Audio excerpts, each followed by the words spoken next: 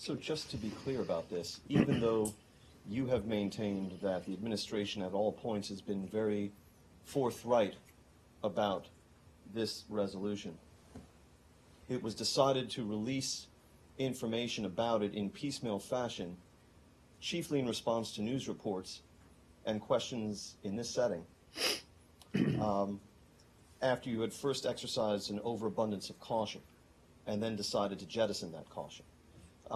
And so I just wonder if, in light of the fact of how much time this subject has consumed at these briefings, how much bad publicity the administration has suffered as a result of it, and now the introduction of legislation in both houses of Congress stemming from the manner in which all this dribbled out, is it plainly discernible to the Secretary and his team that that overabundance of caution was a mistake, and in fact this information should have been released more swiftly and not in piecemeal fashion?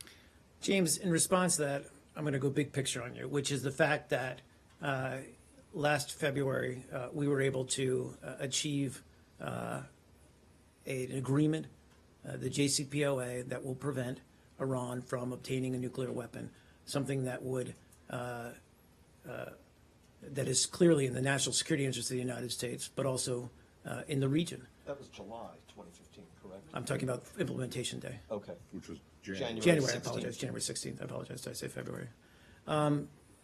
We also, at the same time, were able to reach an agreement on this outstanding claim through the Hague Tribunal that we would have had to go to settlement on, and we believe that we did so in a way that was favorable to the American taxpayer on money that, again, as I've said, we owed Iran.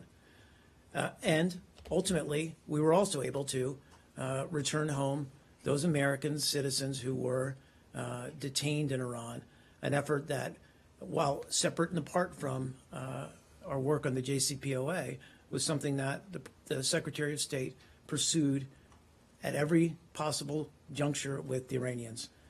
We believe those three successes were in the national security interest of the United States and were among the core priorities of the Department of State. And we have nothing to be ashamed about any of those actions. So I want to be very clear on that point.